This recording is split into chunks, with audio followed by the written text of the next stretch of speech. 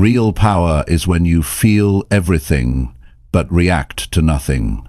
Think about how often your day gets thrown off because of one text, one comment, or one wrong tone. You were fine, and suddenly your whole mood changes. That's not just stress, that's emotion leading your life.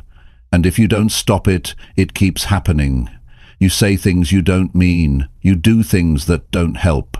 You hurt people or you hurt yourself. Not because you're a bad person, but because you never learned how to pause. This isn't about ignoring your feelings, it's about learning how to lead them. It's about being able to sit in the middle of a storm and still choose your next move with clarity.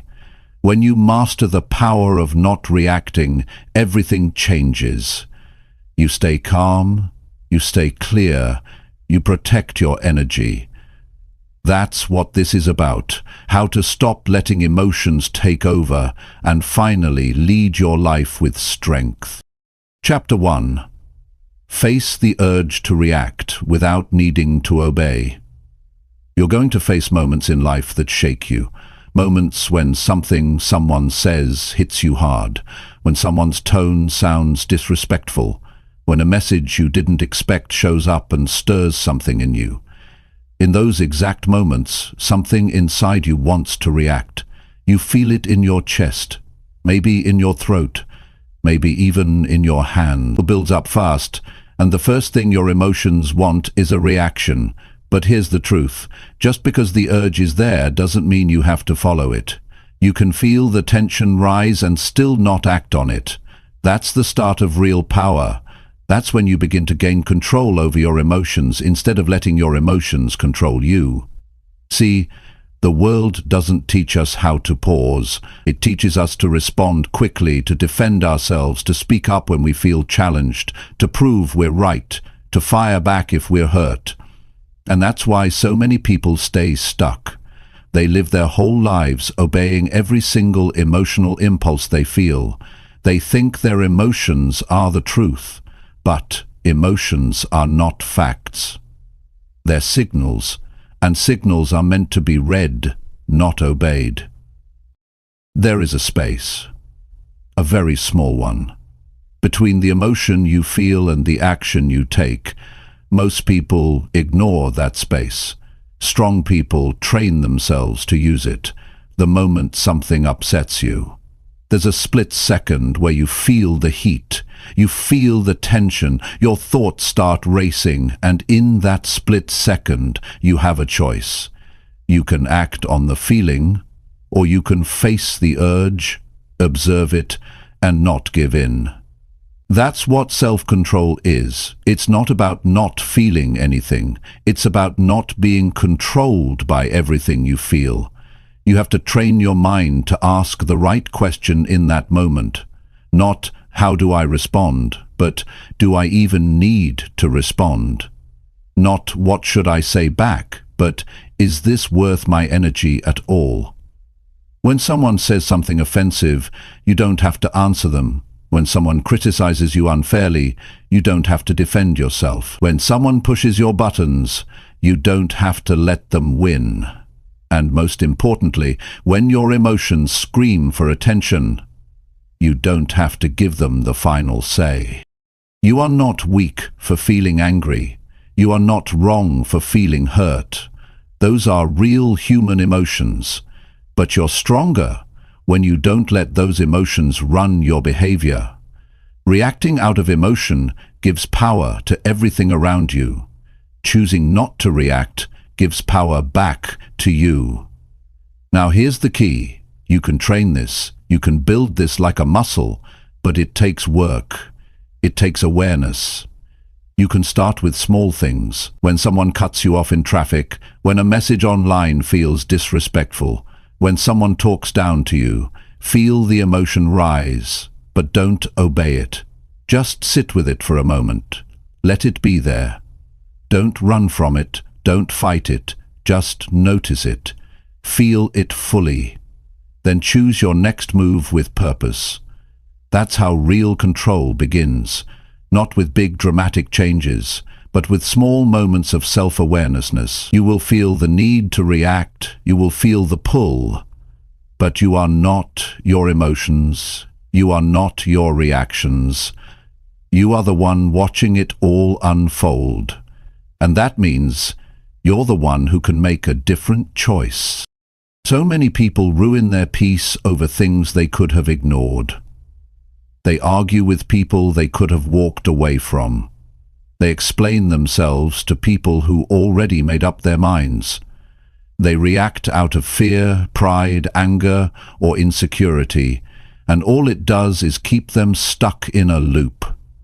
A loop where every emotion leads to action, and every action leads to regret. But when you break that loop, when you start facing the urge to react without giving in, you step into a different kind of life.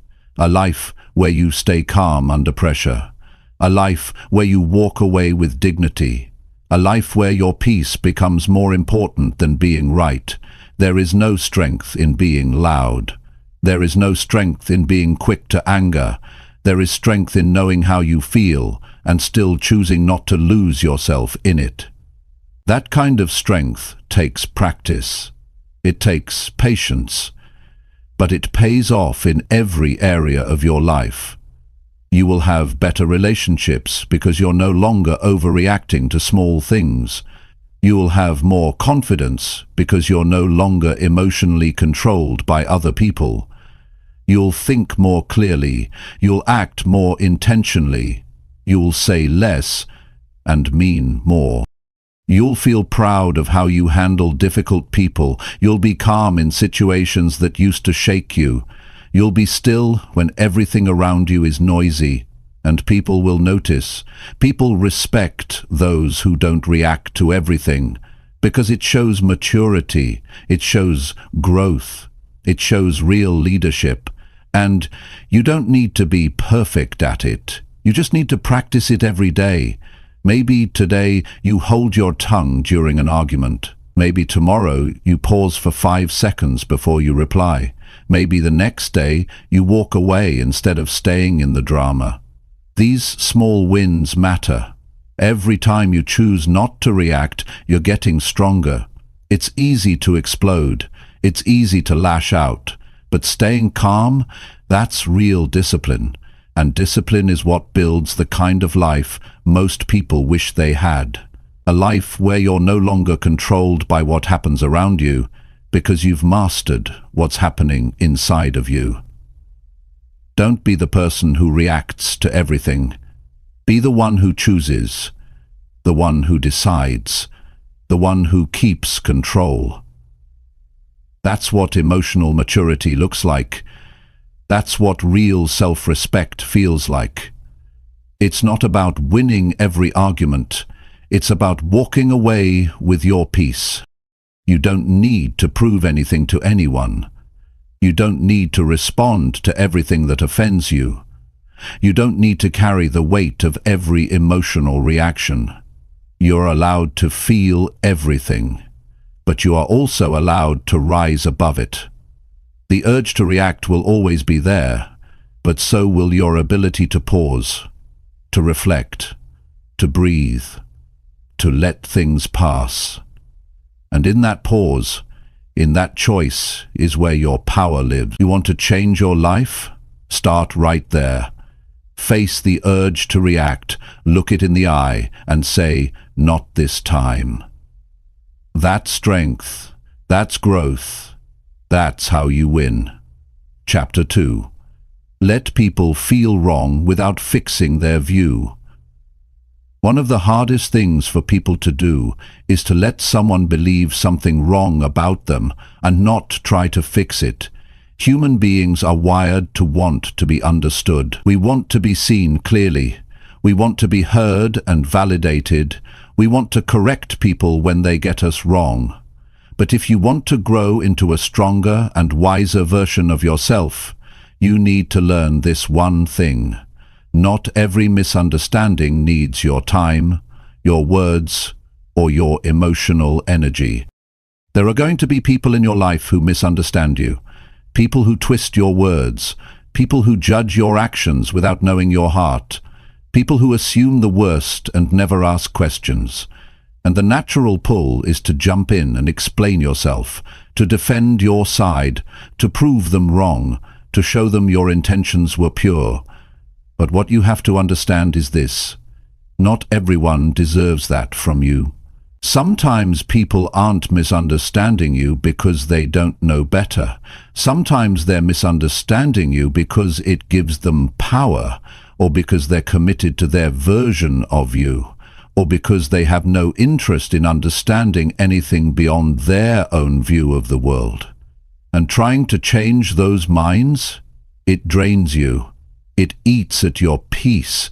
It turns your calm into conflict. And most of the time, it doesn't change anything.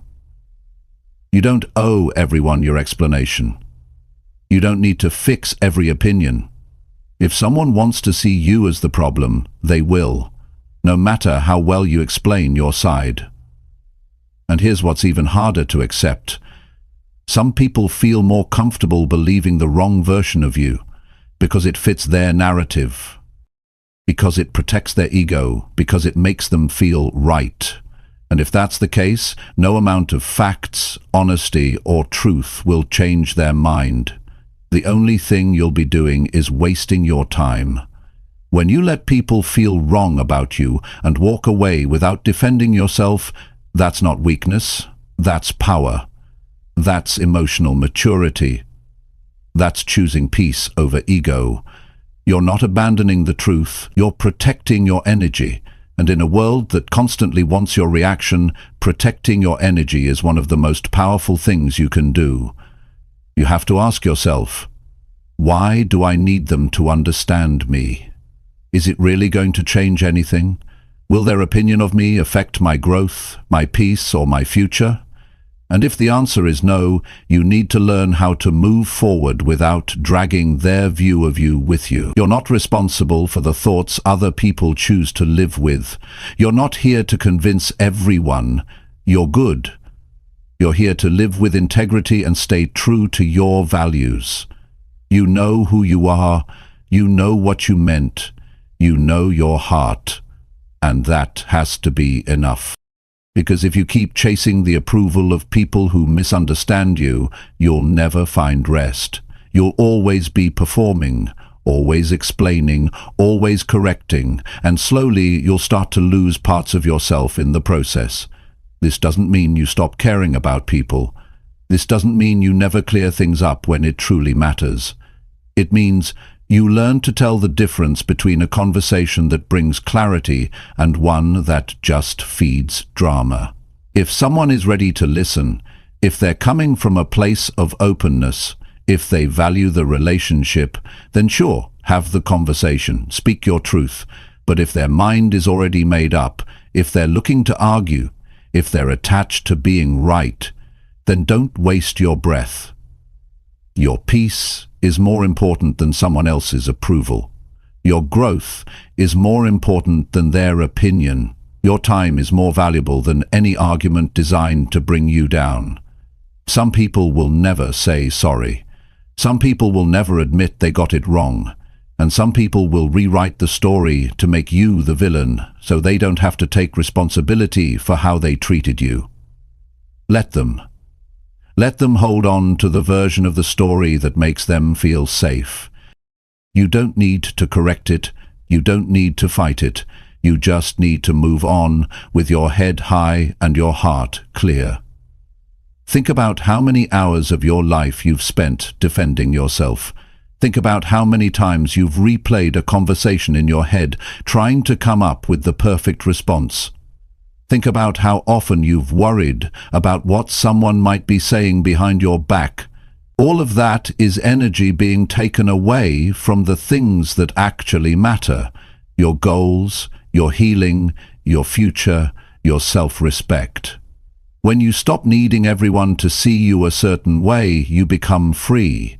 You stop living in response to other people's opinions. You stop being reactive. You stop chasing approval. And you start choosing peace. You start showing up for yourself. You start showing up for your voice when it counts, not when it's being demanded. You have to remind yourself, Not every battle is worth fighting. Not every opinion is worth addressing. Not every person is worth convincing. And the people who truly matter, the people who care about you, who respect you, who value truth, they will ask questions. They will listen. They won't assume the worst. They will give you room to be human, to be misunderstood, to be more than just their perception. But those who don't, let them go. Let them believe what they want. Let them feel wrong, and let yourself feel free. The urge to explain yourself will come up strong. It will come up fast. But pause. Ask yourself, what's the cost of this reaction? What am I giving up to be understood by someone who doesn't want to understand me? Is it worth it? Most of the time, it's not. And here's the truth. People will talk whether you explain yourself or not. People will judge whether you defend yourself or not. People will create stories whether you clear things up or not. So stop making their opinions your job. That's their mind. That's their business. You stay focused on yours.